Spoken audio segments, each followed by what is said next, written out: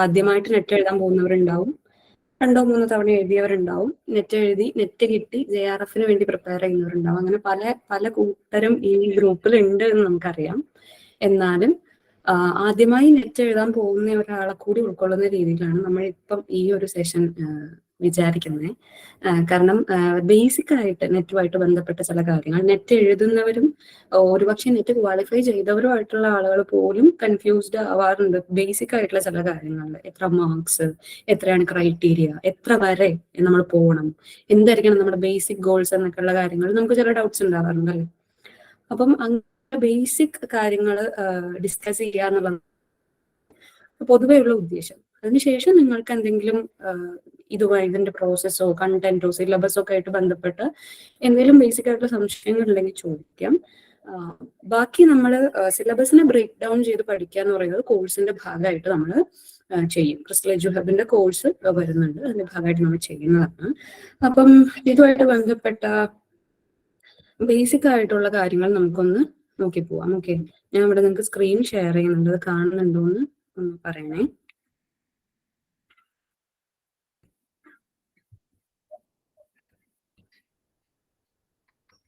കാണാലോ അല്ലേ?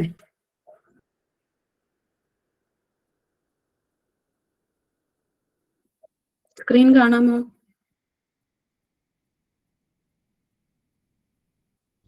പറയൂ, ആരെങ്കിലും പറയൂ, കണ്ടൂടെ?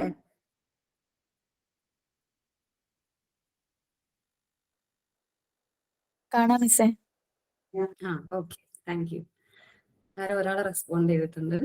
അപ്പൊ നോക്കൂ, നിങ്ങൾക്ക് എല്ലാവർക്കും അറിയാവുന്നത് പോലെ UGC നടത്തുന്ന ഒരു നാഷണൽ എലിജിബിലിറ്റി ടെസ്റ്റ് ആണ് നെറ്റ് എക്സാം. എന്തിനു വേണ്ടിയാണ്? അസിസ്റ്റന്റ് പ്രൊഫസർ ആവാനുള്ള യോഗ്യതാ പരീക്ഷയാണ് അല്ലേ. അപ്പം നമ്മൾ UGC നെറ്റ് എന്നും CSIR നെറ്റ് എന്നും പൊതുവെ കേൾക്കാറുണ്ട്. നിങ്ങൾക്ക് എല്ലാവർക്കും അറിയായിരിക്കും UGC നെറ്റ് നടത്തുന്നത് പൊതുവെ ഹ്യൂമാനിറ്റീസിനും ലാംഗ്വേജസിനും വേണ്ടിയിട്ടാണ്. CSIR എന്ന് പറയുന്നത് പൊതുവെ ഈ mathematical sciences, chemical sciences, sciences അങ്ങനെയുള്ള കുറച്ചുകൂടി സയന്റിഫിക് സബ്ജക്ട്സിന് വേണ്ടിയിട്ട് നടത്തുന്ന നെറ്റാണ്. മീൻസ് നാഷണൽ എലിജിബിലിറ്റി ടെസ്റ്റ് ആണ്. രണ്ടിന്റെയും ക്രൈറ്റീരിയ തമ്മിൽ ചില വ്യത്യാസങ്ങൾ ഉണ്ടാവാറുണ്ട്. നമുക്കിപ്പം ഇതിനകത്ത് UGC നെറ്റിനകത്ത് നമുക്കിപ്പോൾ മലയാളംകാർക്കൊന്നും നെഗറ്റീവ് മാർക്സ് ഇല്ല, CSIRക്ക് നെഗറ്റീവ് മാർക്സ് ഉണ്ട്, അങ്ങനെയുള്ള ചില വ്യത്യാസങ്ങൾ. ഓക്കെ, എന്താണ് UGC നെറ്റും UGC JRF ഉണ്ട്? ബേസിക്കലി നെറ്റ് എഴുതാൻ പോകുന്ന എല്ലാവർക്കും അറിയാവുന്നത് തന്നെയാണ്. നെറ്റ് എന്ന് പറയുന്നത് നിങ്ങൾക്ക് അസിസ്റ്റന്റ് പ്രൊഫസർ ആകാനുള്ള യോഗ്യതയാണെങ്കിൽ, UGC JRF എന്ന് പറയുന്നത് നിങ്ങളെ ഗവേഷണത്തിന് സഹായിക്കുന്ന ഒരു ഫെലോഷിപ്പാണ്. അപ്പം പറഞ്ഞതുപോലെ വർഷത്തിൽ 2 തവണയാണ് ഇപ്പം നെറ്റ് നടക്കുന്നത്, ജൂൺ സൈക്കിളും ഡിസംബർ സൈക്കിളും. കുറച്ചു മുമ്പ് വർഷത്തിൽ ഒരു നെറ്റൊക്കെ നടന്ന സമയമുണ്ട്. പക്ഷെ നിലവിൽ നമുക്കിപ്പം ജൂണിൽ ഒരു എക്സാമും ഡിസംബറിൽ ഒരു എക്സാമും, അങ്ങനെ 2 തവണ ഒരു വർഷം നെറ്റ് എഴുതാനുള്ള വകുപ്പുണ്ട്. ഓക്കെ, ആർക്കാണ് നെറ്റ് കിട്ടുന്നത്? That's the next question. എല്ലാ എക്സാമിലും ഇപ്പൊ നമ്മളൊരു ഉദ്ദേശം ഒരു 3000 പേരാണ് അല്ലെങ്കിൽ 3500 പേരൊക്കെയാണ് മലയാളത്തിന്റെ നെറ്റ് എഴുതാറുള്ളത്. ടോട്ടലി ഒരു ബിലോ 4000 ആണ് എപ്പോഴും നമ്മുടെ ടോട്ടൽ എണ്ണം വരാറ്. അത് നമ്മളൊരു പ്രാദേശിക ഭാഷ ആയതുകൊണ്ടാണ്. അപ്പം എത്ര പേരാണോ പരീക്ഷ എഴുതുന്നത് അതിലെ ടോപ്പ് മോസ്റ്റ് ആയിട്ടുള്ള 6% പേര് എല്ലാ എക്സാമിലും നെറ്റ് ക്വാളിഫൈഡ് ആകും. ഓക്കെ, അത്രയും പേർക്കാണ് എല്ലാ തവണയും നെറ്റ് കിട്ടുന്നത്. ഇനി ആ 6%ന്റെ ഏറ്റവും മുകളിലുള്ള ഒരു 2-3%, അത് ഓരോ തവണയും എക്സാം എഴുതുന്ന ആളുകളുടെ എണ്ണം, ക്രൈറ്റീരിയ, കട്ട് ഓഫ് എത്ര വന്നു എന്നൊക്കെ അനുസരിച്ച് ചെറിയ വ്യത്യാസം വരാം. 2-3% പേർക്കാണ് ഈ JRF കിട്ടുന്നത്, ജൂനിയർ റിസർച്ച് ഫെലോഷിപ്പ് കിട്ടുന്നത്. അപ്പോ നമ്മൾ എന്താ ചെയ്യേണ്ടത്? നമ്മൾ ആ 3500-ലെ ആദ്യത്തെ ഒരു 200-ലോ 250-ലോ ഒക്കെ എത്തുക എന്നുള്ളതാണ് നമുക്ക് മുന്നിലുള്ള കടമ്പ എന്ന് പറയുന്നത്. ഇനി നോക്കൂ, എന്താണ് ഈ പരീക്ഷയുടെ ഘടന? മൊത്തം ഇപ്പൊ ഒരു തവണ എഴുതിയ കുറച്ചു പേരൊക്കെ ഇവിടെ കാണുന്നുണ്ട്. 300 മാർക്കിലാണ് നമ്മൾ ഈ പരീക്ഷ എഴുതുന്നത് അല്ലേ. ഇപ്പം 2018 ഡിസംബർ സൈക്കിൾ മുതലാണ് നെറ്റ് ഓൺലൈൻ ആക്കിയത്. അതിന് മുമ്പ് വരെ ഓഫ്ലൈൻ ആണ്. അപ്പൊ നമുക്ക് ഓൺലൈൻ ആയതോടുകൂടി നിലവിൽ ഇനി നിങ്ങൾക്ക് ഈ പബ്ലിങ്, എഴുത്ത്, ഈ ഫിസിക്കൽ ആയിട്ടുള്ള ബുദ്ധിമുട്ടൊന്നും ഈ പരീക്ഷ എഴുത്തിൽ ഇല്ല. ഓൺലൈൻ ആണ് എക്സാം. ടോട്ടൽ 300 മാർക്സിലാണ്. അതിനകത്ത് ഒരു ഫസ്റ്റ് പേപ്പറും ഒരു സെക്കൻഡ് പേപ്പറും ഉണ്ട്. ഇത് ഇനി നെറ്റിന്റെ പേപ്പറുകളെ പറ്റി പരിചയപ്പെടാത്ത ആരെങ്കിലും ഒരാളെങ്കിലും ഈ കൂട്ടത്തിലുണ്ടെങ്കിൽ അവർക്ക് കൂടി സഹായകരമാവാൻ വേണ്ടിയിട്ടാണ് നമ്മൾ ഇങ്ങനെ പറയുന്നത്. ഫസ്റ്റ് പേപ്പറിൽ 50 ചോദ്യങ്ങളാണ്. ഓരോ ചോദ്യത്തിനും 2 മാർക്ക് വെച്ച് 100 മാർക്കാണ് നമ്മൾ ഫസ്റ്റ് പേപ്പറിൽ നമ്മുടെ മാക്സിമം മാർക്ക് എന്ന് പറയുന്നത്. അപ്പോൾ ഫസ്റ്റ് പേപ്പറിന്റെ സിലബസിനെ പറ്റി ഞാനിവിടെ ഒന്നും എക്സ്പ്ലെയിൻ ചെയ്തിട്ടില്ല. അത് നിങ്ങൾക്ക് വേറെ ഓറിയന്റേഷൻ ഓൾറെഡി കിട്ടിക്കാണും, ഓർ ഇറ്റ്സ് കമ്മിങ്. രണ്ടാമത്തെ പേപ്പർ, അതായത് നമ്മുടെ സബ്ജക്ട് പേപ്പർ, അതാണല്ലോ നമ്മുടെ മെയിൻ ഫോക്കസ് എന്ന് പറയുന്നത്. നമ്മൾ സെക്കൻഡ് പേപ്പറിൽ 100 ചോദ്യങ്ങളാണ് നമുക്ക് ഉണ്ടാവുക. 100 ചോദ്യങ്ങൾ, മറ്റേ പോലെ തന്നെ ഓരോ ചോദ്യത്തിനും 2 മാർക്ക്, അങ്ങനെ 200 മാർക്കാണ് നമ്മുടെ മാക്സിമം സ്കോർ എന്ന് പറയുന്നത്. ഈ സെക്കൻഡ് പേപ്പർ അഥവാ നമ്മുടെ സബ്ജക്ട് പേപ്പർ 22ാം നമ്പർ നമ്മുടെ മലയാളം, അതിനകത്ത് 10 മൊഡ്യൂൾസ് ആണ് നമുക്കുള്ളത്. നമ്മൾ സാധാരണ ഇപ്പൊ നിങ്ങൾ BA MA ഒക്കെ മലയാളം എടുത്ത് പഠിച്ചവർ തന്നെയായിരിക്കും. നമ്മൾ മൊഡ്യൂൾസ് ആയിട്ട് ഡിവൈഡ് ചെയ്താണ് സിലബസ് കവറപ്പ് ചെയ്യാറുള്ളത്. അതുപോലെ 10 മൊഡ്യൂൾസ്, 10 ഇതളുകളായിട്ടാണ് നെറ്റിന് വേണ്ടിയുള്ള മലയാളത്തിന്റെ സിലബസ് ചിട്ടപ്പെടുത്തിയിരിക്കുന്നത്. അപ്പൊ ഈ സിലബസിലൂടെ കടന്നു പോവുക, സിലബസ് മനസ്സിലാക്കുക എന്നുള്ളത് വളരെ ഇമ്പോർട്ടന്റ് ആണ്. കാരണം നമ്മൾ ഒരു കേരള കൾച്ചറിന്റെ എക്സാം അല്ലെങ്കിൽ ഒരു വ്യാകരണത്തിന്റെ പരീക്ഷയ്ക്ക് പോകുന്നത് പോലെ അല്ല നെറ്റ്. എല്ലാ ഏരിയയിലും വളരെ എല്ലാം കമ്പൈൽ ചെയ്തിട്ടാണ് ഈ ക്വസ്റ്റ്യൻസ് ഉണ്ടാക്കുന്നത്. അപ്പൊ നമ്മൾ സിലബസിനകത്ത് എന്തെല്ലാം ഉണ്ട് എന്ന് വ്യക്തമായിട്ട് മനസ്സിലാക്കണം എന്നുള്ളത് ഇമ്പോർട്ടന്റ് ആണ്. ആൻഡ് സി പറഞ്ഞതുപോലെ ഓൺലൈൻ പരീക്ഷയാണ്. കട്ട് ഓഫ് മാർക്ക് 2 പേപ്പറിലും കൂടെ നേടിയാൽ മതി എന്ന് വെച്ചാൽ, കുറച്ചു മുമ്പ് ഒരു 6 or 7 years ബാക്ക് ഒക്കെ നമുക്ക് ഫസ്റ്റ് പേപ്പർ ഒരു പരീക്ഷയായിട്ടും സെക്കൻഡ് പേപ്പർ വേറൊരു പരീക്ഷയായിട്ടുമായിരുന്നു നടക്കുക. ഒരു തവണയെങ്കിലും എഴുതിയ ആൾക്കാർക്ക് അറിയാം. ഇപ്പൊ അങ്ങനെയല്ല. നമ്മൾ ഈ 2 പരീക്ഷയും കൂടെ ഒരൊറ്റ ത്രോയിലാണ് എഴുതുന്നത്. അതിൽ തന്നെ നിങ്ങൾക്ക് വേണം വെച്ചാൽ ഇപ്പോ ഫസ്റ്റ് പേപ്പർ ആയിരിക്കും എപ്പോഴും നിങ്ങൾക്ക് ആദ്യം കിട്ടുക. പക്ഷെ നിങ്ങൾക്ക് അതിൽ നിന്ന് വേണമെങ്കിൽ സെക്കൻഡ് പേപ്പറിലേക്ക് പോയി സെക്കൻഡ് പേപ്പർ മുഴുവൻ ആൻസർ ചെയ്തതിന് ശേഷം തിരിച്ചു വന്ന് ഫസ്റ്റ് പേപ്പർ ചെയ്യാനുള്ള ഒരു ഓപ്ഷൻ ഇപ്പൊ ഉണ്ട്. വേണമെങ്കിൽ നിങ്ങൾക്ക് മിക്സ് ചെയ്ത് ചെയ്യാം, അല്ലെങ്കിൽ ഇതിൽ തന്നെ നിങ്ങൾക്ക് ഇഷ്ടമുള്ള പോർഷൻ ആദ്യം എടുത്ത് ചെയ്യാം. അങ്ങനെയൊക്കെയുള്ള ഓപ്ഷൻ ഉണ്ട്.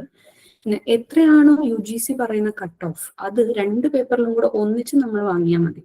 അല്ലാതെ നമ്മൾ ഒരു പേപ്പറിൽ ഇത്ര കട്ട് ഓഫ്, മറ്റേ പേപ്പറിൽ ഇത്ര കട്ട് ഓഫ് എന്നുള്ള ഒരു കട്ട് ഓഫ് മാർക്ക് നമുക്ക് ഇല്ല ഇവിടെ. ഇനി ഫൈനലി നോക്കൂ, ഇപ്പം ഇത് ഒരു റെഫറൻസിന് വേണ്ടി ചേർത്തു എന്നേ ഉള്ളൂ. 2023 ഡിസംബർ സൈക്കിൾ പരീക്ഷയുടെ കട്ട് ഓഫ് ആണ് നിങ്ങൾ ഈ കാണുന്നത്. അൺറിസർവ്ഡ് കാറ്റഗറിയിൽ 170 മാർക്കാണ് UGC നെറ്റിന് കട്ട് ഓഫ് മാർക്ക് വന്നിരിക്കുന്നത്. അതിൽ തന്നെ JRF 196 മാർക്ക്, OBC MCL ആകുമ്പോൾ 158, 186, EWSന് 152, 192, SC കാറ്റഗറിക്ക് 142, 170. ഇതിന്റെ കൂടെ ഇനി PWD കാറ്റഗറിയും കൂടി വരും. അതിനകത്ത് ഒരുപാട് സബ് ഡിവിഷൻസ് ഉള്ളത് കൊണ്ടാണ് ഈ ടേബിളിൽ അത് ചേർത്തിട്ടില്ല. അപ്പം ഇപ്പൊ നിങ്ങൾക്ക് ഇതിന്റെ ഒരു ഈ ടേബിൾ കാണുമ്പോൾ നിങ്ങൾക്ക് ഇതിന്റെ ഒരു ഏകദേശ രൂപം മനസ്സിലാവുന്നുണ്ടാവും അല്ലെ? അപ്പം നമ്മൾ കാണുന്ന ഒരു ട്രെൻഡ് എന്താന്ന് വെച്ചാൽ, ഒരു 2015 ശേഷം ഓരോ എക്സാമിലും ക്രൈറ്റീരിയാസ് മാറുന്നുണ്ട്. ചുരുക്കം ചില എക്സാമുകളിൽ കഴിഞ്ഞ എക്സാമിനൊക്കെ താഴെയൊക്കെ വരാറുണ്ട് ക്രൈറ്റീരിയ. അങ്ങനെയുള്ള എക്സാമുകൾ നമ്മൾ കണ്ടിട്ടുണ്ട്. പക്ഷെ മോസ്റ്റ് പ്രോബബ്ലി തൊട്ട് മുന്നേ കഴിഞ്ഞ എക്സാമിനേക്കാളും ഇത്തിരി ഒരു 2-3 മാർക്കെങ്കിലും കൂടുന്നതായിട്ടാണ് നമ്മൾ പൊതുവെ കാണാറ്. അപ്പൊ നിങ്ങൾക്കറിയാലോ, എഴുതുന്ന ആൾക്കാരുടെ എണ്ണം കൂടുക, അതുപോലെ തന്നെ ഇപ്പൊ JRF നെറ്റ് പോലെയുള്ള ക്വാളിഫിക്കേഷൻസിന്റെ എണ്ണം കുറയ്ക്കുക എന്നൊക്കെയുള്ള ഒരു സ്ട്രാറ്റജിയുടെ ഭാഗമായിട്ട് ക്വസ്റ്റ്യൻ പേപ്പർ കുറച്ചും കൂടെ ടൈറ്റ് ആവാം, ക്രൈറ്റീരിയ കൂടാം, അങ്ങനെയൊക്കെയുള്ള ഞാൻ പറയുന്നത് എക്സ്റ്റീരിയർ ആയിട്ടുള്ള പുറമേയുള്ള കാര്യങ്ങളും ഇതിനെ സ്വാധീനിക്കുന്നുണ്ട് എന്നുള്ളതാണ്. അപ്പം നമ്മളുടെ ഒരു ക്രിസ്റ്റൽ എഡ്യു ഹബിന്റെ ഒരു വിചാരം, ഒരു വിഷൻ എന്താന്ന് വെച്ച് കഴിഞ്ഞാൽ, നമ്മളൊരു 200 മാർക്സ് വേണം നമ്മൾ എയിം ചെയ്യാൻ. നമ്മൾ ഇതിപ്പം ടീച്ച് ചെയ്യുന്നവരായാലും നിങ്ങൾ ട്രെയിൻ ചെയ്യുന്നവരായാലും പഠിക്കുന്ന നിങ്ങളായാലും നമ്മളുടെ ഒരു എയിം എന്ന് പറയുന്നത് ഏകദേശം ഒരു 200 മാർക്കിന് മുകളിലായിരിക്കണം. 300-ൽ 200 എന്ന് പറയുമ്പോൾ അത് നിങ്ങൾക്ക് അറ്റൈൻ ചെയ്യാൻ പറ്റുന്ന ഒരു മാർക്ക് തന്നെയാണ്. കാരണം ഈ നെറ്റ് പോലെയുള്ള പരീക്ഷകൾക്ക് നമുക്ക് വേണ്ടത് സൂപ്പർ ഹാർഡ് വർക്ക് അല്ല, സ്മാർട്ട് വർക്കാണ്. അപ്പൊ നമ്മൾ ഒരുപാട് നോട്ടുകൾ ഉണ്ടാക്കി ഒരുപാട് കോംപ്ലക്സ് ആയിട്ട് ഇതിനെ പഠിച്ച് ചെന്നാലും MCQ ആയിട്ടുള്ള ക്വസ്റ്റ്യൻസിനെ നമുക്ക് ആൻസർ ചെയ്യാൻ പറ്റുന്നുണ്ടോ, ഓർത്തെടുത്ത് എഴുതാൻ പറ്റുന്നുണ്ടോ എന്നുള്ളതാണ് കാര്യം. അപ്പോ അതിന് വേണ്ടുന്ന രീതി ഏതാണോ ആ രീതിയിൽ പഠിക്കുക എന്നുള്ളതാണ് നമ്മുടെ ഉദ്ദേശം. അപ്പോ ഇപ്പം നിലവിൽ ഇതാ കണ്ടില്ലേ, ഇതിലിപ്പോ ഏറ്റവും ഉയർന്ന മാർക്ക് നോക്കിയാൽ 196 196 വരെ എത്തിക്കഴിഞ്ഞു. അപ്പൊ അടുത്ത എക്സാമില് അത് 200-ൽ മുട്ടാം. അങ്ങനെയാണ് പൊക്കോണ്ടിരിക്കുന്നത്. അപ്പൊ നമ്മളൊരു 200 വിചാരിച്ച് വേണം പഠിക്കാൻ. അപ്പോഴേ നമുക്ക് ആ ഒരു എയിമിലേക്ക് എത്താൻ പറ്റും. ഓക്കെ, അപ്പൊ ഇതാണ് നെറ്റിനെ സംബന്ധിച്ച് പൊതുവായിട്ട് നിങ്ങളോട് പറയാനുള്ള ഒരു കാര്യം. ഇനി ഇതൊരു കാര്യം, അതോടുകൂടി തന്നെ ഇത് ഇപ്പം ക്രിസ്റ്റൽ എഡ്യു ഹബിന്റെ തൊട്ട് മുന്നേ കഴിഞ്ഞ എക്സാമിൽ ക്വാളിഫൈ ചെയ്ത ആൾക്കാരുടെ ഒരു ലിസ്റ്റാണ്. നമുക്കിപ്പം ആകെ 8 പേരാണ് ഉണ്ടായിരുന്നത്. അതിനകത്ത് 4 പേരാണ് ക്വാളിഫൈ ചെയ്തത്. കഴിഞ്ഞ ബാച്ചിൽ നമുക്ക് വളരെ കുറച്ച് കുട്ടികൾ ഉണ്ടായിരുന്നുള്ളൂ. ലൈക്ക് ഈ നമ്മൾ വളർന്നു വരുന്ന ഒരു സ്റ്റാർട്ടിങ് ശൈശവത്തിലുള്ള ഒരു പ്രോസസ്സിലാണ് നമ്മളിപ്പം. അപ്പോൾ അതിനകത്ത് ഒരു JRF 3 നെറ്റുമാണ് നമുക്ക് കിട്ടിയിട്ടുള്ളത്. We are very happy. അപ്പം ഞങ്ങൾ ഇനി പുതുതായി വരാൻ പോകുന്ന കാര്യങ്ങൾക്ക് വേണ്ടി ഇങ്ങനെ നോക്കിക്കൊണ്ടിരിക്കുകയാണ്. ആൻഡ് അങ്ങനെയാണ് അതിന്റെ ഒരു പോക്ക്. അതിന്റെ കൂടെ ഈ മീറ്റിങ്ങിൽ തന്നെ നമ്മൾ പറഞ്ഞു പോവാൻ നോക്കി പോവാൻ ഉദ്ദേശിക്കുന്ന ഒരു കാര്യം നമ്മുടെ സിലബസ് ആണ്. നിങ്ങൾ കണ്ടിട്ടുണ്ടാവും. ഒന്നുമില്ലെങ്കിലും നിങ്ങളിപ്പോ പല സ്ഥലത്തും ക്ലാസ്സസ് അറ്റൻഡ് ചെയ്യുന്നവരായിരിക്കാം, കോച്ചിങ് ഓൾറെഡി എടുത്തിട്ടുണ്ടായിരിക്കാം. അവിടെയൊക്കെ നിങ്ങൾ സിലബസ് കണ്ടിട്ടുണ്ടാവും. എന്നാലും അതിനെപ്പറ്റി കൂടെ ഒന്നും പറയാതെ നമുക്ക് മീറ്റിംഗ് നടത്താൻ പറ്റില്ലല്ലോ. അപ്പോൾ നമുക്ക് അത് ജസ്റ്റ് ഒന്ന് നോക്കാം. എന്നിട്ട് നിങ്ങൾക്ക് ഇപ്പം എക്സാമുമായിട്ട് ബന്ധപ്പെട്ടോ ഇതൊക്കെ ആയിട്ട് ബന്ധപ്പെട്ട് എന്തെങ്കിലും സംശയങ്ങൾ ഉണ്ടെങ്കിൽ അതുകൂടി നോക്കിയിട്ട് നമുക്ക് വൈൻഡപ്പ് ചെയ്യാം. ഇതൊരു വലിയ ദീർഘ സെഷൻ ആക്കാനുള്ള ഉദ്ദേശം നമുക്കില്ല. അപ്പോ നമുക്ക് അതും കൂടെ ഒന്ന് നോക്കാം കേട്ടോ. ഓക്കെ,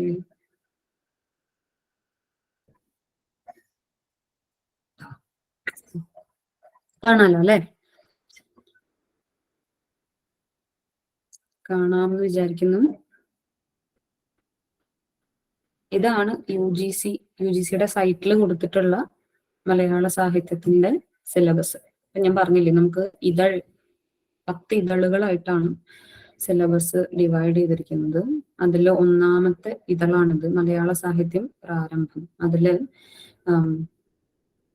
ഏറ്റവും ആദ്യഘട്ടം മുതൽ 20-ാം നൂറ്റാണ്ട് വരെയുള്ള മലയാള സാഹിത്യത്തിന്റെ ചരിത്രവും പൊതു സ്വഭാവവും ഒക്കെ അടിസ്ഥാനമാക്കിയിട്ടുള്ള ചോദ്യങ്ങളാണ് ഉദ്ദേശിക്കുന്നത്.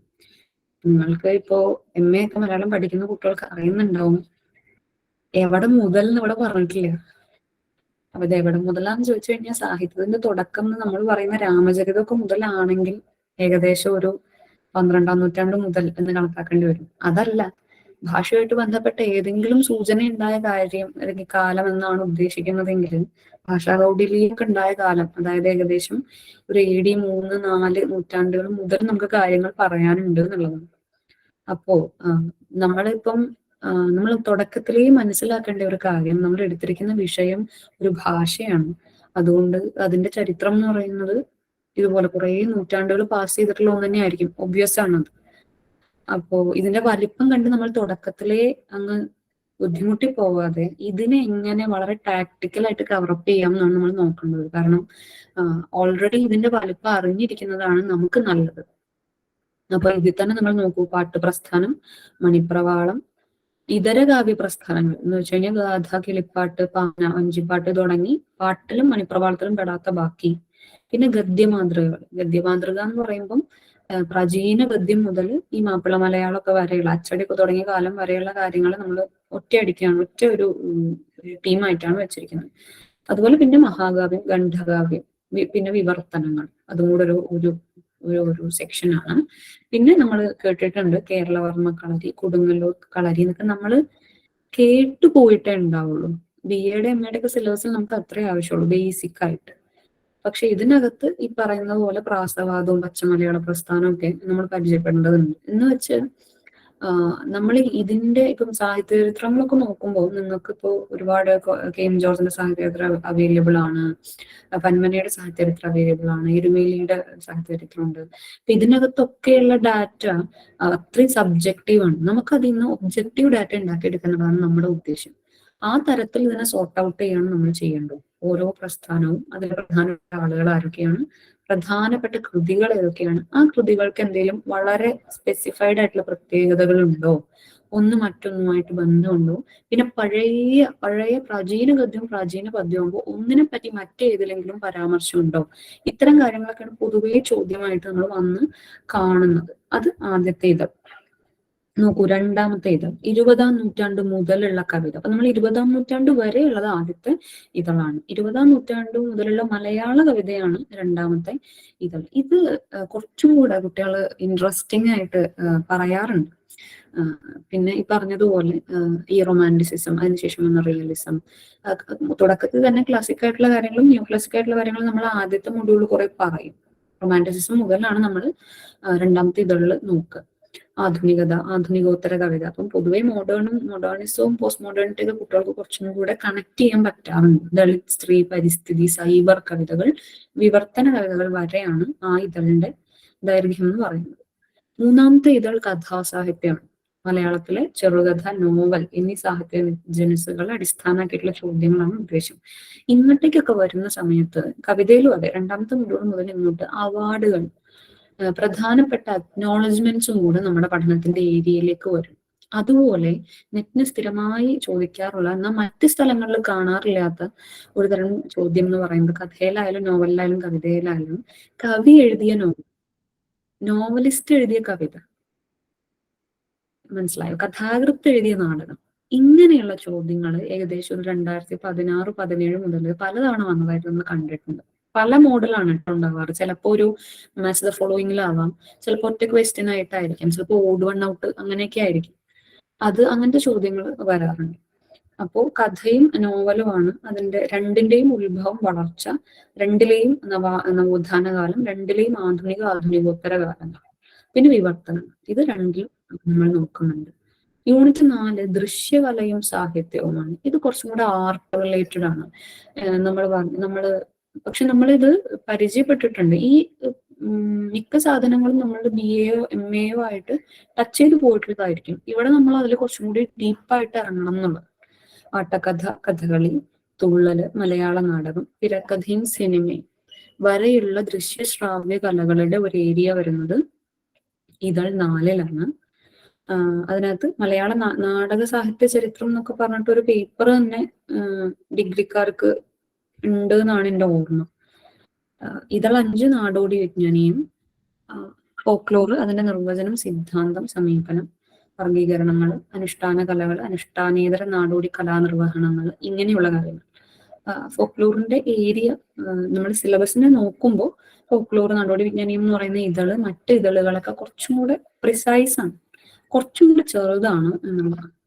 പിന്നെ മലയാള നിരൂപണം. ഇത് സാധാരണ നെറ്റായാലും പൊതുവെ ആയാലും പഠിക്കുമ്പോൾ കുട്ടികൾക്ക് അത്ര സാധാരണ മോസ്റ്റ് പ്രോബബിളി അത്ര ഇൻട്രസ്റ്റിംഗ് അല്ല എന്ന് പറയാറുള്ള ഒരു ഏരിയയാണ്. കാരണം മറ്റുള്ള ഇതളുകളിൽ നമ്മൾ കഥയെ പറ്റി പഠിക്കും, നോവലിനെ പറ്റി പഠിക്കും, കവിതയെ പറ്റി പഠിക്കും. നിരൂപണത്തിൽ നമ്മൾ എല്ലാം തുടങ്ങേണ്ടി വരും.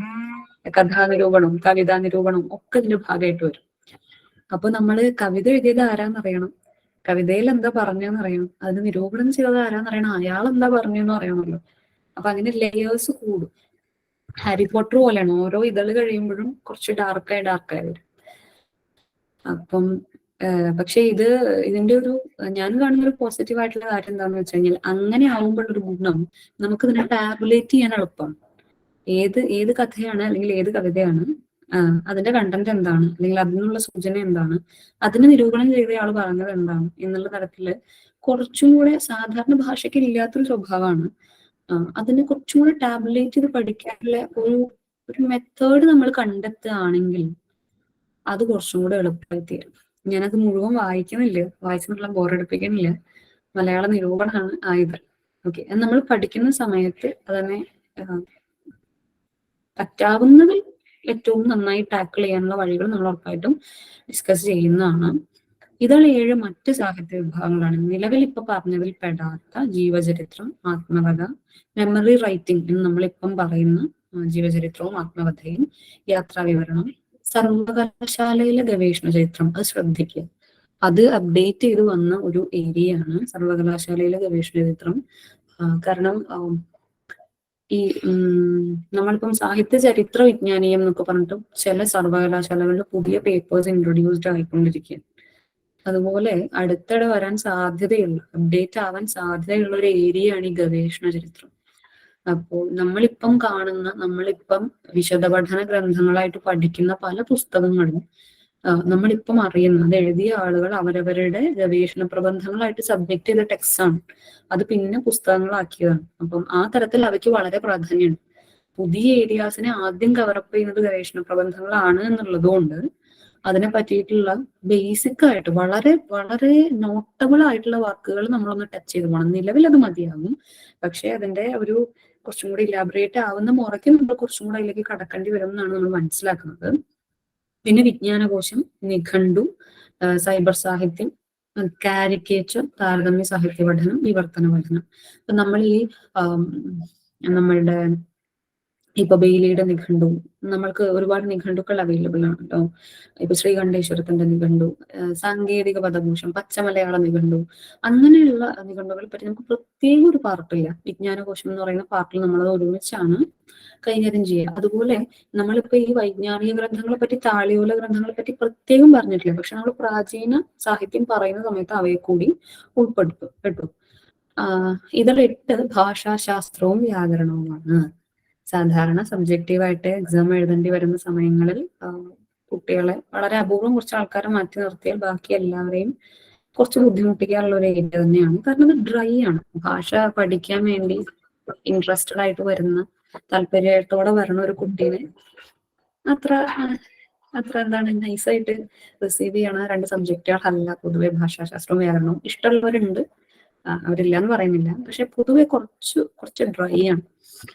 പക്ഷെ ഭാഷാശാസ്ത്രത്തിനും വ്യാകരണത്തിനും നമ്മുടെ മലയാളത്തിന്റെ സിലബസിൽ ഈ 2 ഏരിയക്ക് മാത്രമേ ആ ഒരു ഗുണമുള്ളൂ. ഗുണം വെച്ചാൽ മറ്റുള്ളതിന് ഗുണമല്ല എന്നല്ല കേട്ടോ.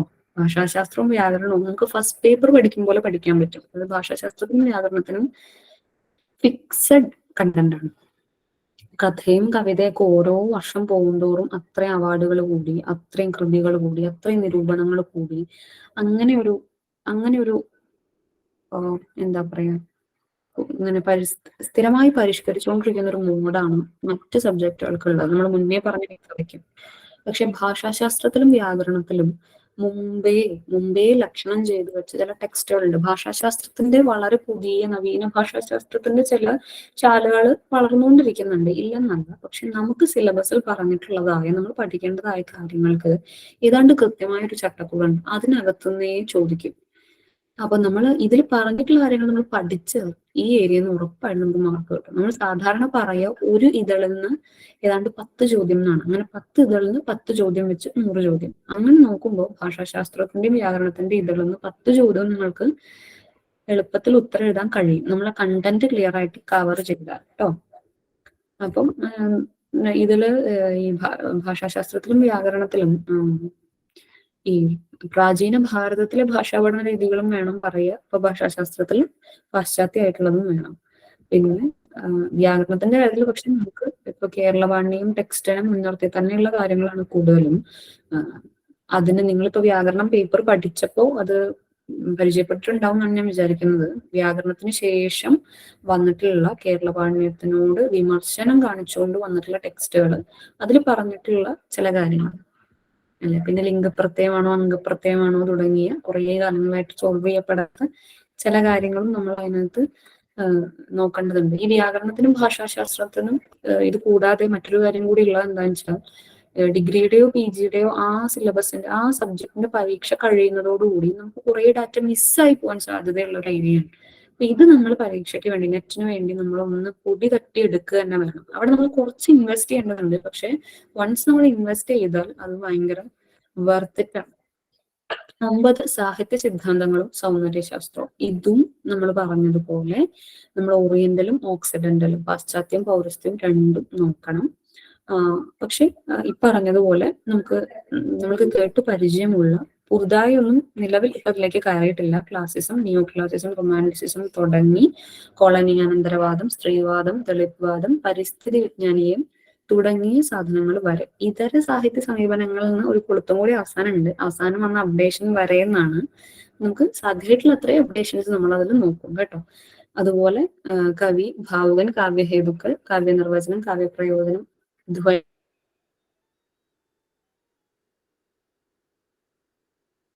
തുടങ്ങിയിട്ടുള്ള ഭാരതീയ കാവ്യശാസ്ത്രമായിട്ട് ബന്ധപ്പെട്ട ചില സിദ്ധാന്തങ്ങളും കൂടെ നമ്മൾ ഈ ഒരു ഏരിയയിൽ പരിചയപ്പെടും.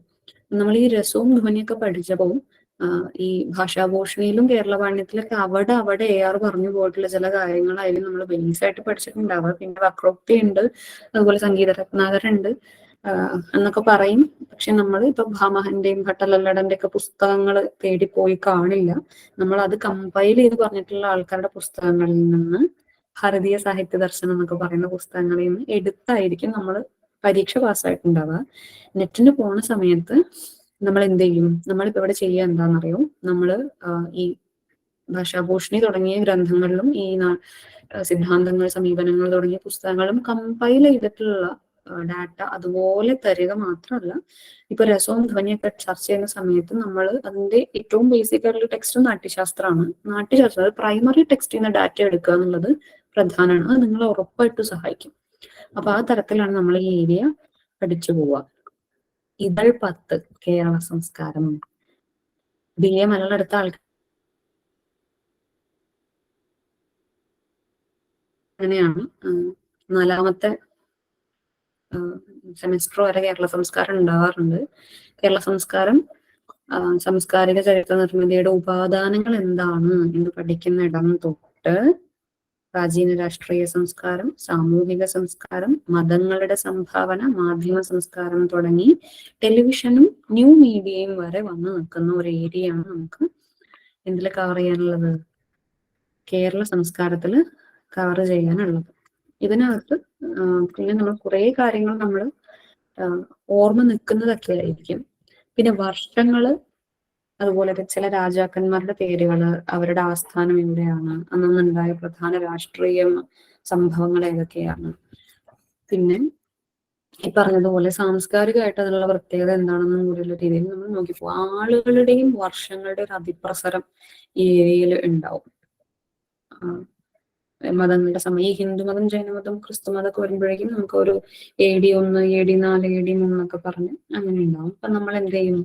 നമ്മളതിനെ പരീക്ഷയ്ക്ക് പഠിച്ച പോലെ സബ്ജക്റ്റീവായിട്ട് പഠിക്കാതെ രസരസമുള്ള കോഡുകൾ ഉണ്ടാക്കി സിമ്പിൾ ആയിട്ട് എങ്ങനെ പഠിക്കാൻ പറ്റും എന്ന് നോക്കും.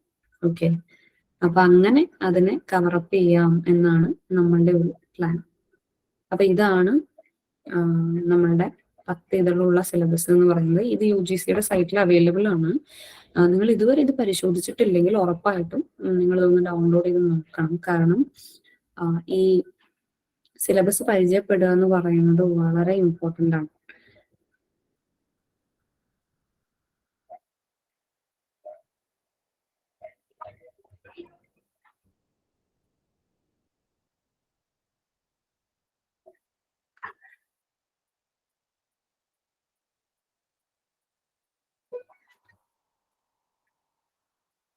ഞാൻ പറയുന്നത് കേൾക്കാമോ?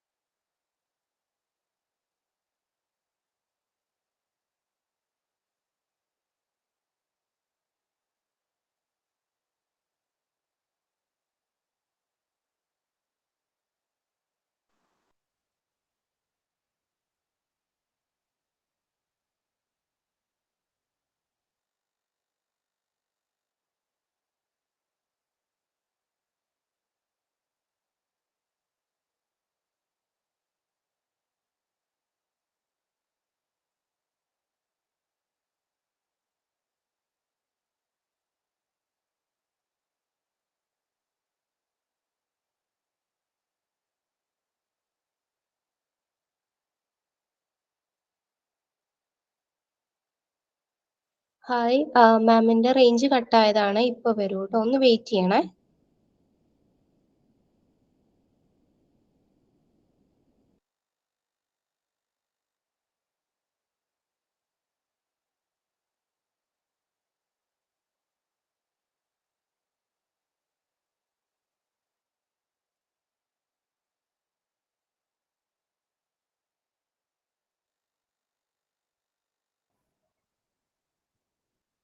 ഹലോ, ഞാൻ ഓഡിബിൾ ആണോ?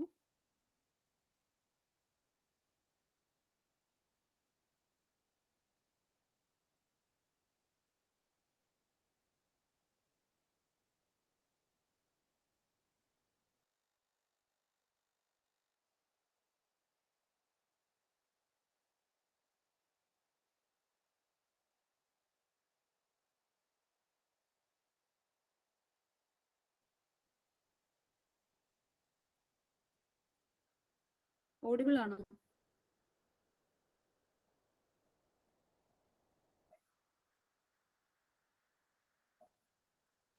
യെസ് മാം, ഓഡിബിൾ ആണ്. ഓക്കെ, അത് വളരെ അപ്രതീക്ഷിതമായിട്ടൊരു നെറ്റ്വർക്ക് ഇഷ്യൂ വന്നു കേട്ടോ. So sorry. നിങ്ങൾ എവിടെയാ മിസ്സായതെന്ന് പറയാമോ?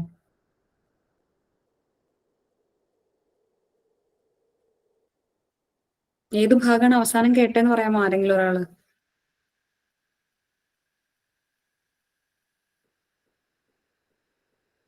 സെക്കൻഡ് പേപ്പറിനെ കുറിച്ച് ഇങ്ങനെ മെസ്സേജ് ചെയ്താലും എനിക്ക് നെറ്റ്വർക്ക് കണക്ഷൻ ലോസ്റ്റ് ആയത് ഏത് പോയിന്റിലാന്ന് മനസ്സിലായില്ല, അതുകൊണ്ടാണ് ചോദിക്കുന്നത്.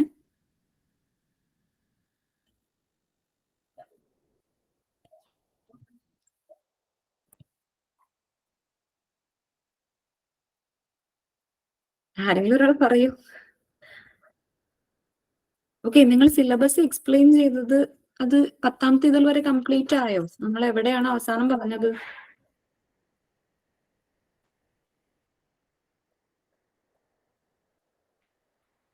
പൗരസ്ത്യം, പാശ്ചാത്യം അതിനെ കുറിച്ചൊക്കെ ഇങ്ങോട്ട് പറഞ്ഞു തന്നു കേട്ടായിരുന്നു. ഓക്കെ, അവിടെയാണോ മിസ്സായത് കണക്ഷൻ? അത് കഴിഞ്ഞ് അല്പം കൂടി പറഞ്ഞു, അത് അപ്പം പോയി. Okay okay, fine fine. നമുക്ക് ഇവിടെ ഒരു നെറ്റ്വർക്ക് ഇഷ്യൂ വന്നതാണ്. സാഹിത്യ സിദ്ധാന്തങ്ങൾ നമ്മൾ പറഞ്ഞു. അതിനുശേഷം ഒരു ഇതളും കൂടെ ഉള്ളൂ. അത് 10ാമത്തെ ഇതളാണ്, കേരള സംസ്കാരമാണ്. അത് ചരിത്ര നിർമ്മിതിയുടെ ഉപാദാനങ്ങൾ മുതൽ ന്യൂ മീഡിയ വരെയുള്ള ഒരു കുറച്ച് നീണ്ട ഒരു ഏരിയ ആണ് എന്ന് പറഞ്ഞുകൊണ്ടാണ് നമ്മൾ നിർത്തിയത്. ഓക്കെ, അവിടെ വരെ കിട്ടിയല്ലേ? ഞാൻ പെട്ടെന്ന് സ്ക്രീൻ ഷെയർ ചെയ്തതിന് ശേഷം നോക്കിയപ്പോൾ കണക്ഷൻ ലോസ്റ്റ് ആയതായിട്ടാണ് കണ്ടത്. അതുകൊണ്ട് എനിക്ക് മനസ്സിലായില്ല എവിടെയാണ് ലോസ്റ്റ് ആയതെന്ന്. സോറി. അപ്പൊ ഇങ്ങനെയാണ് അതിന്റെ ഒരു സിലബസിന്റെ ഒരു കിടപ്പ് എന്ന് പറയുന്നത്. നിങ്ങൾ കണ്ട പോലെ കുറച്ച് വാസ്റ്റ് ആയ ഒരു സിലബസ് ആണ്. പക്ഷെ അതിനെ നമ്മൾ വളരെ സ്മാർട്ടായിട്ട് വർക്ക് ചെയ്തിട്ട് ടാക്കിൾ ചെയ്യുക എന്നുള്ളതാണ് നമുക്കുള്ളൊരു വഴി.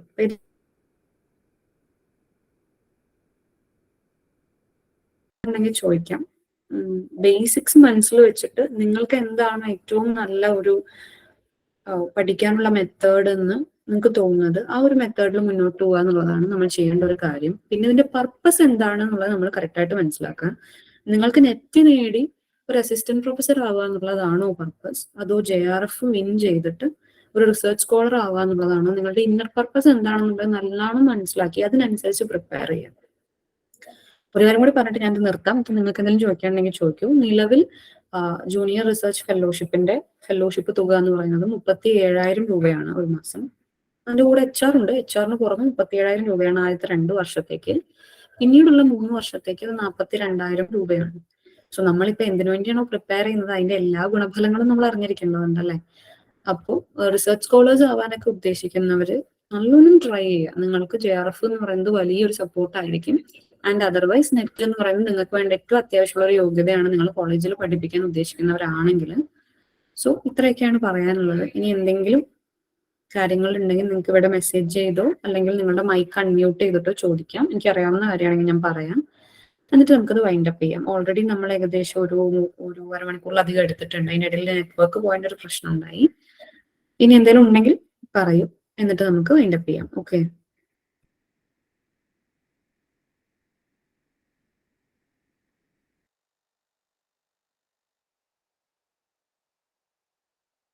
മാം, ഈ ഫസ്റ്റ് പേപ്പറിന്റെ ക്ലാസ്സുകൾ വല്ലതും ഉണ്ടോ ഇപ്പോഴും നിലവിൽ? ഞാൻ നേരത്തെ ഒന്നും ശ്രദ്ധിച്ചില്ലായിരുന്നു, അത് ചോദിച്ചു. ഫസ്റ്റ് പേപ്പറിന്റെ ക്ലാസ്സുകളുണ്ട്. അതിന്റെ കൂടുതൽ ഡീറ്റെയിൽസ് നിങ്ങൾക്ക് എഡ്യൂഹബുമായിട്ട് നേരിട്ട് കോൺടാക്ട് ചെയ്യാം കേട്ടോ. നമുക്ക് ഇപ്പോ ദൃശ്യ ഇവർക്ക് കോൺടാക്ട് ഒന്ന് കൊടുക്കണേ നമ്മുടെ. കൊടുക്കാം. അപ്പം നേരിട്ട് തന്നെ ഇപ്പോൾ ദൃശ്യം നമ്മുടെ HR ആണ്. ദൃശ്യമായിട്ട് ബന്ധപ്പെട്ട് കഴിഞ്ഞാൽ നിങ്ങൾക്ക് അതിന്റെ കൂടുതൽ ഡീറ്റെയിൽസ് കിട്ടും. നമുക്ക് ഉറപ്പായിട്ടും അതിന്റെ ക്ലാസ്സുകൾ ഉണ്ടാവും. പിന്നെ നമ്മൾ ഫസ്റ്റ് പേപ്പർ എന്ന് പറയുന്നത് നമ്മൾ പലപ്പോഴും മിസ് ഔട്ട് ചെയ്യുന്ന ഒരു പോർഷനാണ്. പക്ഷേ നമുക്ക് JRFലേക്ക് എത്തണമെങ്കിൽ നെറ്റിലേക്ക് എത്തണമെങ്കിലും ഒരു ഇമ്പോർട്ടന്റ് ആയിട്ടുള്ള ഏരിയ ആണ് ഫസ്റ്റ് പേപ്പർ. ഫസ്റ്റ് പേപ്പർ ഇതുപോലെ വളരെ വളരെ കണ്ണിങ് ആയിട്ടുള്ള ഒരു സിലബസ് ആണ്. പക്ഷെ അതിനകത്തു നിന്നുള്ള ചോദ്യങ്ങൾ മാത്രമേ നമുക്ക് പ്രതീക്ഷിക്കേണ്ടൂ. സോ ഔട്ടർ ആണെങ്കിൽ നമുക്ക് മോഡറേഷൻ കിട്ടും ഫസ്റ്റ് പേപ്പറിൽ. ഫസ്റ്റ് പേപ്പർ നമ്മൾ നന്നായിട്ട് പ്രിപ്പയർ ചെയ്യുക എന്നുള്ളത് പ്രധാനമാണ് സെക്കൻഡ് പേപ്പറിന്റെ കൂടെ തന്നെ. പിന്നെ നമുക്ക് പൊതുവെ മലയാളം എടുക്കുന്നവർക്ക് വരുന്ന ഒരു പ്രശ്നം എന്ന് പറഞ്ഞു കഴിഞ്ഞാൽ +2 കഴിഞ്ഞതിന് ശേഷം ഡിഗ്രിയുടെ ആദ്യത്തെ ഒരു ഘട്ടം കഴിഞ്ഞതിന് ശേഷം ഇംഗ്ലീഷ് നമ്മൾ കുറച്ചൊന്ന് വിടുന്ന ഒരു പതിവുണ്ട് മിക്കവാറും പേർക്ക്. അപ്പൊ അതുകൊണ്ട് ഈ ഫസ്റ്റ് പേപ്പർ കൃത്യമായിട്ട് ഫോളോ ചെയ്യാന്നുള്ളതിലാണ് കുറെ പേർക്ക് പ്രശ്നം വരാറുള്ളത്. അപ്പൊ അത് നമ്മൾ പ്രാക്ടീസ് ചെയ്തിട്ട് ശരിയാക്കാണ് നല്ലത്. ഇപ്പം ജൂൺ സൈക്കിളിലേക്ക് എന്നൊക്കെ പറയുമ്പോൾ നിങ്ങൾക്ക് ആവശ്യത്തിന് സമയമുണ്ട്. നന്നായി പ്രിപ്പയർ ചെയ്താൽ ഉറപ്പായിട്ടും അത് കവറപ്പ് ചെയ്യാൻ പറ്റും. അത് വിട്ട് കളയരുത് കേട്ടോ. മലയാളം മാത്രം പ്രിപ്പയർ ചെയ്ത് എക്സാമിന് പോകരുത്. ഫസ്റ്റ് പേപ്പറും കൂടി പ്രിപ്പയർ ചെയ്തിട്ട് വേണം നമ്മൾ പരീക്ഷയ്ക്ക് പോകാൻ. ഓക്കെ.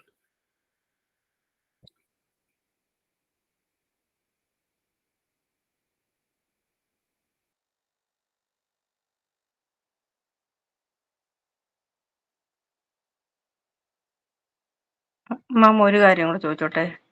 അതായത് അപ്പം ഞാൻ ഏജ് ഓവർ ആയ ആളാണ്. അപ്പം ഇനിയിപ്പോൾ MA മലയാളം ഡിസ്റ്റന്റ് ആയിട്ട് ചെയ്തു കഴിഞ്ഞു. മലയാളത്തോടുള്ള ആഗ്രഹം കൊണ്ട് എനിക്ക് PhD എടുക്കണമെന്നുണ്ട്. അപ്പോൾ ഈ നെറ്റ് എടുത്താലാണോ അതിന് പ്രയോജനമാവുന്നത്? അതോ മറ്റെന്തെങ്കിലും എക്സാം എഴുതിയാലാണോ PhD എടുക്കാൻ സഹായകമാവുന്നത്? നിലവിൽ നെറ്റിന് പ്രായപരിധി ഇല്ല. നമുക്ക് ഏത് വയസ്സിലുള്ള ആൾക്കും നെറ്റ് എഴുതിയെടുക്കാം. നെറ്റ് ഒരിക്കലും എഴുതി കഴിഞ്ഞാൽ അതിന്റെ ലൈഫ് ടൈം വാലിഡിറ്റി ആണ്. പിന്നെ അത് ലാപ്സ് ആവില്ല. പക്ഷെ JRFന് പ്രായപരിധി ഉണ്ട്. അത് ഈ പറഞ്ഞതുപോലെ അതിന് കാറ്റഗറി ആയിട്ടൊക്കെ ഒരു കണക്ഷൻ ഉണ്ട്. നിങ്ങൾക്ക് UGCയുടെ സൈറ്റിൽ അതിന്റെ അനെക്സ്റ്റേഴ്സ് കാണാൻ പറ്റും. ഡൗൺലോഡ് ചെയ്ത് നോക്കിക്കഴിഞ്ഞാൽ അതിന്റെ കൃത്യം ഏജ് നിങ്ങൾക്ക് അറിയാൻ പറ്റും. പക്ഷെ PhD ചെയ്യാനുള്ള അടിസ്ഥാന യോഗ്യത എന്ന് പറയുന്നത് PG ആണ്. അതിന് നിങ്ങൾക്ക് JRF വേണമെന്നില്ല. നിങ്ങൾക്ക് PG ഉണ്ട് എങ്കിൽ നിങ്ങൾക്ക് സർവകലാശാലകളിൽ PhDക്ക് അപ്ലൈ ചെയ്യാം. എല്ലാ സർവകലാശാലകളിലും മിക്കതും എൻട്രൻസ് നടക്കുന്നുണ്ട്. PG മാത്രമാണ് നിങ്ങളുടെ യോഗ്യതയെങ്കിൽ നിങ്ങൾ പരീക്ഷ എഴുതണം. നെറ്റോ JRFോ MPhilോ ഉണ്ടെങ്കിൽ, MPhil ഇപ്പോൾ നിർത്തലാക്കി, മുമ്പ് ഉള്ള ആളാണെങ്കിൽ നിങ്ങൾ പരീക്ഷ എഴുതണ്ട. നിങ്ങൾ പരീക്ഷയിൽ നിന്ന് എക്സംപ്റ്റഡ് ആവും. നിങ്ങൾ ഇന്റർവ്യൂ അറ്റൻഡ് ചെയ്താൽ മതി. അങ്ങനെ 2 പ്രോസസ് ഉണ്ടാവും, പരീക്ഷയും ഇന്റർവ്യൂവും. നിങ്ങൾക്ക് JRF ഉണ്ടെങ്കിൽ നിങ്ങൾ പരീക്ഷയിൽ നിന്ന് എക്സംപ്റ്റഡ് ആവും എന്നുള്ളതാണ്. അങ്ങനെ രണ്ടിന്റെയും കൂടെ, ഇന്റർവ്യൂവും കൂടെ അതിന്റെയും കൂടെ ഒരു റിസൾട്ട് വെച്ചിട്ടാണ് നിങ്ങൾക്ക് PhDക്ക് അഡ്മിഷൻ തരുന്നത്. പിന്നെ ഓരോ യൂണിവേഴ്സിറ്റിയിലെയും ഗൈഡുകളുടെ ഒഴിവ് ഒക്കെ അതിനെ സ്വാധീനിക്കും. എങ്കിലും PG ഉണ്ടെങ്കിൽ, നിങ്ങൾക്ക് ആഗ്രഹം ഉണ്ടെങ്കിൽ പറഞ്ഞതുപോലെ ഏത് പ്രായത്തിലും നിങ്ങൾക്ക് PhD ചെയ്യാം. റിട്ടയർ ആയതിനു ശേഷമൊക്കെ PhD ചെയ്യുന്ന ആളുകളുണ്ട്. അല്ല, അപ്പോൾ നെറ്റ് വേണമല്ലോ. JRFിനും പറ്റില്ല. നെറ്റ് ഉണ്ടെങ്കിലല്ലേ നമുക്ക് പറ്റുള്ളൂ. അല്ല, അങ്ങനെയില്ല. PG ഉണ്ടെങ്കിൽ നിങ്ങൾക്ക് PhDക്ക് അപ്ലൈ ചെയ്യാം. PhD കംപ്ലീറ്റ് ചെയ്ത് കഴിഞ്ഞാൽ അത് നെറ്റിന് തത്തുല്യമായി ആ യോഗ്യത. നെറ്റ് ഉണ്ടെങ്കിലേ PhD ചെയ്യാവൂ എന്നില്ല. നെറ്റ് കോളേജിൽ പഠിപ്പിക്കാനുള്ള അടിസ്ഥാന യോഗ്യതയാണ്. PhD ചെയ്യാനുള്ള അടിസ്ഥാന യോഗ്യത അല്ല. നെറ്റ് ഇല്ലാത്ത ഒരാൾക്കും PhD ചെയ്യാം. PG യോഗ്യത മാത്രമുള്ള ആൾക്കാർ PhD ചെയ്യുന്നവരുണ്ട്. പിന്നെ അഡ്മിഷന്റെ പ്രോസസ്സ് ഓരോ യൂണിവേഴ്സിറ്റിയിലും വ്യത്യാസം കാണും. അത് നിങ്ങൾ ഏത് യൂണിവേഴ്സിറ്റി ആണോ നോക്കുന്നത് അതിനനുസരിച്ച് കൃത്യമായി അന്വേഷിച്ച് ചെയ്താൽ മതി. പക്ഷെ നിങ്ങൾക്ക് ചെയ്യാം കേട്ടോ. നിങ്ങൾക്ക് ഏത് ഏജിലും വേണമെങ്കിലും ചെയ്യും. വേറെ എന്തെങ്കിലും ഉണ്ടോ? എന്തെങ്കിലും ഉണ്ടെങ്കിൽ എഴുതി ചോദിക്കൂ. സംസാരിക്കാൻ മടിയായിട്ടാണെങ്കിൽ എഴുതി ചോദിക്കൂ എന്തെങ്കിലും ഉണ്ടെങ്കിൽ. നമ്മളിപ്പം ക്രിസ്റ്റൽ എഡ്യൂഹബിന്റെ ക്ലാസ്സസ് നമ്മളിപ്പോ വളരെ അടുത്ത് തുടങ്ങാനിരിക്കുകയാണ്. നമ്മളുടെ കോഴ്സ് ഫീ എന്ന് പറയുന്നത് 3000 റുപ്പീസ് മാത്രമാണ്. പുറത്തത്തെ കോച്ചിങ് നോക്കുന്ന ആൾക്കാരാണെങ്കിൽ നമുക്ക് അറിയുന്നുണ്ടാവും. എബൌട്ട് എല്ലാം ഒരു 10,000 റുപ്പീസ് അടുപ്പിച്ചാണ് എല്ലാ കോച്ചിങ്ങിന്റെയും ചാർജ് എന്ന് പറയുന്നത്. അതിന് മേലെ ഉള്ളവരുണ്ട്. അപ്പൊ നമ്മളൊരു ഈ ചാർജ് വല്ലാതെ, കോഴ്സിന്റെ ഫീ വല്ലാതെ കൂടുന്നത് കൊണ്ട് കുട്ടികൾക്ക് അങ്ങനെ ഒരു കോച്ചിങ്, ഒരാൾക്ക് വേണ്ടുന്ന തരത്തിലുള്ള ഹെൽപ്ഫുൾ ആവുന്ന കോച്ചിങ് കിട്ടാതെ പോകരുത് എന്നുള്ളൊരു മോട്ടീവിന്റെ മേലെയാണ് നമ്മൾ ഇത് തുടങ്ങിയിട്ടുള്ളത്. ഇതുപോലെ ഒരു പറ്റം റിസർച്ച് ചെയ്യുന്ന ആളുകളും ട്രെയിനേഴ്സും ഒക്കെ ആയിട്ടുള്ള ആളുകളാണ് ഇതിന്റെ പ്രൊപ്പറേറ്റേഴ്സ് എന്ന് പറയുന്നത്. അപ്പൊ നിങ്ങൾക്ക് ധൈര്യമായിട്ട് ക്രിസ്റ്റലിലേക്ക് വരാം. എല്ലാം നമ്മൾ ഒരുമിച്ച് മൂവ് ചെയ്യും. നമ്മൾ കൃത്യമായിട്ട് പോർഷൻസ് കവറപ്പ് ചെയ്യും. നിങ്ങൾ അത് കൃത്യമായിട്ട് ഫോളോ ചെയ്യുക, കൃത്യമായിട്ട് എക്സാം എഴുതുക. അങ്ങനെ ബെറ്റർ ആയിട്ടുള്ള റിസൾട്ടിലേക്ക് വരാന്നുള്ളതാണ്. അപ്പോൾ വലിയ ഫീസുകളാണ് നിങ്ങളെ പിന്നോട്ട് വലിക്കുന്നത് കോച്ചിങ് എടുക്കുന്നത് എന്നുണ്ടെങ്കിൽ നിങ്ങൾക്ക് ക്രിസ്റ്റലിലേക്ക് വരാം. ക്രിസ്റ്റൽ നിങ്ങളെ വളരെ സ്നേഹത്തോടെ സ്വാഗതം ചെയ്യുന്നു. അപ്പൊ നമുക്കിനി സംശയങ്ങളൊന്നും ഇല്ലാന്ന് തോന്നുന്നു അല്ലേ? എന്തെങ്കിലും ഉണ്ടെങ്കിൽ ചോദിക്കൂ, അല്ലാന്നുണ്ടെങ്കിൽ നമുക്ക് മീറ്റിംഗ് എൻഡ് ചെയ്യാം. ലക്ഷ്യ,